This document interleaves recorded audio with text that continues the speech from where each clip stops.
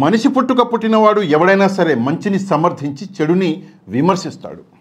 భాస్కర్ రెడ్డి అనేటటువంటి ఒక సోషల్ మీడియాలో యాక్టివ్గా ఉండేటటువంటి వైసీపీ అభిమాని లండన్ నుంచి ఆంధ్రప్రదేశ్కి తన తండ్రి చనిపోతే కార్యక్రమాలు చేద్దామని చెప్పేసి వచ్చాడు. అలా ఆంధ్రప్రదేశ్కి వచ్చినటువంటి భాస్కర్ రెడ్డిని ఆంధ్రప్రదేశ్ పోలీసులు అరెస్ట్ చేయడం జరిగింది.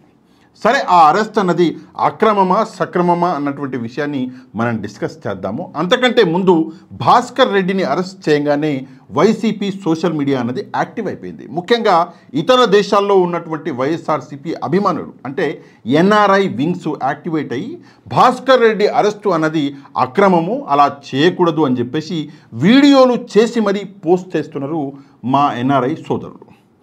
కాకపోతే భాస్కర్ రెడ్డిని ఆంధ్రప్రదేశ్ పోలీసులు ఎందుకు అరెస్ట్ చేశారు? చాలామంది లండన్ నుంచి, అమెరికా నుంచి, ఇతర దేశాల నుంచి రోజు వస్తుంటారు, పోతుంటారు.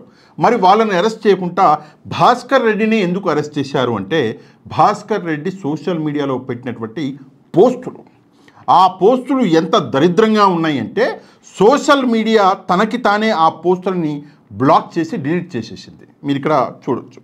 అంత దరిద్రమైనటువంటి పోస్టులు భాస్కర్ రెడ్డి పెట్టడం జరిగింది.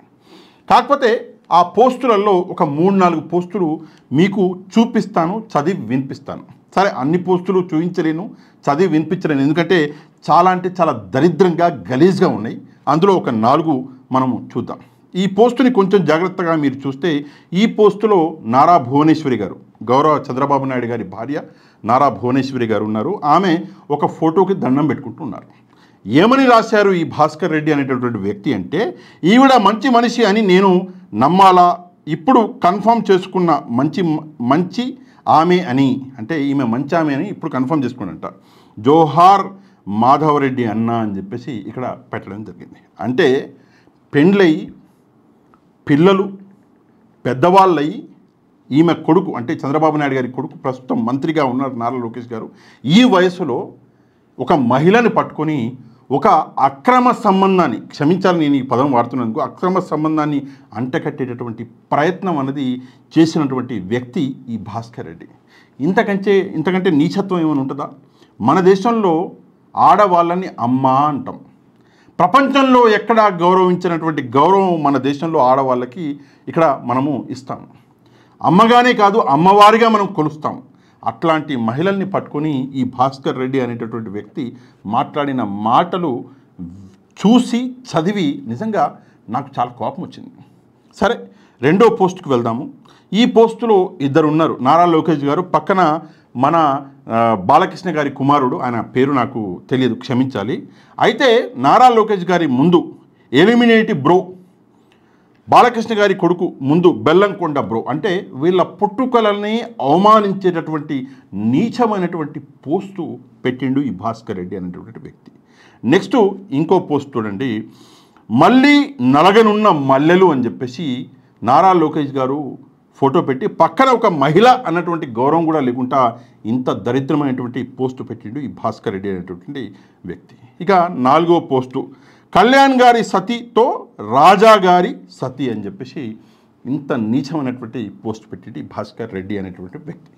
సరే, ఇట్లా చెప్పుకుంటూ పోతే చాలా పోస్టులు ఉన్నాయి. ఎంత నీచమైన పోస్టులు ఉన్నాయంటే, ముఖ్యంగా చంద్రబాబు నాయుడు గారు, నారా లోకేష్ గారు, పవన్ కళ్యాణ్ గారు, చంద్రబాబు నాయుడు గారి కుటుంబం, సతీమణి, చంద్రబాబు నాయుడు గారి కోడలు అంటే నారా లోకేష్ గారి భార్య గారి గురించి ఇష్టారీతిన, అంతెందుకండి బాలకృష్ణ గారి భార్య గారి గురించి కూడా నీచమైన పోస్టులు పెట్టిండు ఈ వ్యక్తి.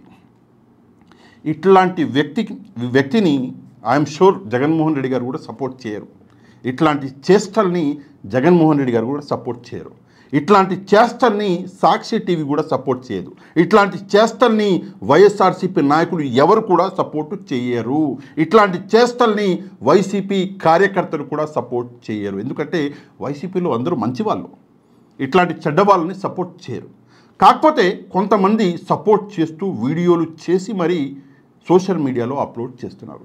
వాళ్ళందరికీ నేను ఒకటే విషయం చెప్పాలి, ఏంటంటే దండం, నమస్కారం. ఎందుకు అంటున్నంటే, ఈరోజు మనం పక్కవాడి భార్యని, పక్కవాడి తల్లిని, పక్కవాడి కూతుర్లని కమెంట్ చేస్తే మనకు భార్య, పిల్లలు, తల్లి ఉన్నారు కదా, మరి పక్కవాడు మనల్ని కమెంట్ చేయడా? సరే మరి వాళ్ళు చేస్తలేరా, వాళ్ళు చాలామంది చేసిర్రు అని చెప్పేసి మీరు నన్ను అడగచ్చు. వాడెవడో ఒక తప్పు చేసిండని చెప్పేసి మనం కూడా అదే తప్పు చేస్తే వాడికి మనకి వ్యత్యాసం ఏముంటుంది? ఈరోజు ఈ భాస్కర్ రెడ్డి అనేటటువంటి వ్యక్తిని సపోర్ట్ చేస్తూ మాట్లాడుతున్నటువంటి ప్రతి ఒక్కరిని నేను ఒక ప్రశ్న అడుగుతున్నా. ఇదే పరిస్థితి మీ కుటుంబంలో మీ భార్యకో, మీ పిల్లలకో, లేదా మీ తల్లికో ఉంటే మీరు సపోర్ట్ చేస్తారా భాస్కర్ రెడ్డిని? దయచేసి ఎవరైతే ఎన్ఆర్ఐ సోదరులు వీడియోలు చేసి మరి పోస్ట్ చేస్తున్నారో వాళ్ళు సమాధానం చెప్పాలి. అంటే మన కుటుంబం అయితే ఒకలా, పక్కవాడి కుటుంబం అయితే మరొకలానా? ఇదా పద్ధతి? ఒకసారి ఆలోచించాలి. 100% చెప్తున్నా, మళ్ళీ చెప్తున్నా, జగన్మోహన్ రెడ్డి గారు ఇట్లాంటి వ్యక్తుల్ని సపోర్ట్ చేయరు, ఇట్లాంటి పోస్టులని సపోర్ట్ చేయరు. మీరెందుకు చేస్తున్నారు మరి? సోకాల్డ్ వైసీపీ ఎన్ఆర్ఐ వింగ్స్ని అడుగుతున్నా, సోకాల్డ్ వైసీపీ సోషల్ మీడియా వాళ్ళని అడుగుతున్నా, మీరెందుకు చేస్తున్నారు సపోర్ట్? వాళ్ళ దగ్గర అంటే అగెన్స్ట్ పార్టీ టీడీపీ, జనసేన లేదా బీజేపీలో కొంతమంది ఈ తప్పు చేసి ఉండవచ్చు. కానీ ఈరోజు మీరు ఈ వ్యక్తికి సపోర్ట్ చేస్తే మీరు కూడా ఆ తప్పులో భాగస్వామ్యులు అవుతారు. ఇది నేను చెప్పాలనుకుంటున్నాను. సరే, ఈ భాస్కర్ రెడ్డి అరెస్టులు అన్నది అక్రమమా సక్రమమా అంటే 100% ఈ అరెస్ట్ అన్నది అక్రమమే, నేను ఒప్పుకుంటాను. ఎందుకు అక్రమం అంటుండంటే ఈ సోషల్ మీడియాకి సంబంధించిన అరెస్టులు ఏవైతే ఉన్నాయో దీనికి సంబంధించి ఆల్రెడీ కోర్టులు కొన్ని గైడ్లైన్స్ని ఇవ్వడం జరిగింది. నిజంగా ఈ భాస్కర్ రెడ్డి అనేటటువంటి వాడు ఈ తప్పులు చేశాడు. అట్లాంటప్పుడు మీరు నోటీసులు ఇవ్వాలి, తనని పిలవాలి, చట్టబద్ధంగా మీరు కార్యక్రమం అనేది ముందుకు నడిపించాలి. అంతేకాని ఒక కక్షపూరిత చర్యగా తీసుకెళ్ళి కొడతాము. ఇప్పుడు భాస్కర్ రెడ్డిని తీసుకెళ్ళి కొట్టారంట, తానే చెప్పి ఏడ్చాడు.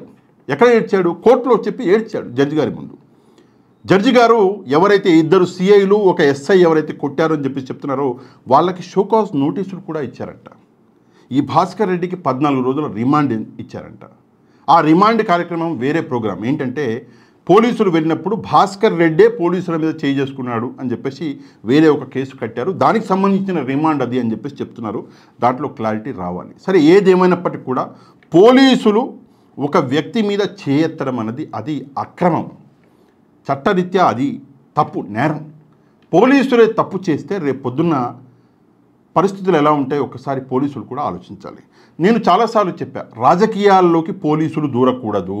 ఎందుకు దూరకూడదంటే రాజకీయ నాయకులు అంటే పార్టీలు మారుతూ ఉంటాయి, ప్రభుత్వాలు మారుతూ ఉంటాయి. ప్రతి 5 సంవత్సరాలకి కొత్త ప్రభుత్వం రావచ్చు. సరే, 10 ఏళ్ళకైతే ఎట్లనో వస్తుంది. అట్లాంటి సమయంలో ఎవరైతే ఈ పోలీసులు ఉన్నారో, ఒక ప్రభుత్వానికి కొమ్ము కాసేటటువంటి పోలీసులు ఉన్నారో వాళ్ళ పరిస్థితి ఏంది? సూటిగా చెప్పాలంటే 2029లో జగన్మోహన్ రెడ్డి గారి ప్రభుత్వం వచ్చింది అంటే ఈ ఇద్దరు సిఐలు ఒక ఎస్ఐ వీళ్ళ పరిస్థితి ఏంటి? ఆ పరిస్థితి ఎందుకు వచ్చింది అంటే చట్టం మీరడం వల్ల వచ్చింది. ఒకవేళ మీరు చట్టబద్ధంగా చట్టం ఏం చెప్తుందో అది చేస్తే ఈ పరిస్థితులు రావు. పోలీసులు ఒక పార్టీకి కొమ్ము కాయాలి, అది ఏ పార్టీ అయినా, వైసీపీ అయినా, టీడీపీ అయినా, జనసేన అయినా, బీజేపీ అయినా, ఏ పార్టీకి కూడా కొమ్ము కాయడం అనేది పోలీసుల ఉద్యోగం కాదు. పోలీసులు పబ్లిక్ సర్వెంట్స్. అట్లాంటి సమయంలో పబ్లిక్ కోసం పోలీసులు పనిచేయాలి, కానీ రాజకీయ నాయకుల కోసం, పార్టీల కోసం పోలీసులు పనిచేస్తే పోలీసుల గతి ఎలా ఉంటుంది అన్నది మనం చాలాసార్లు చాలా సందర్భాల్లో చూసాం. చాలామంది పోలీసులు జైల్లో కూడా వేయించారు.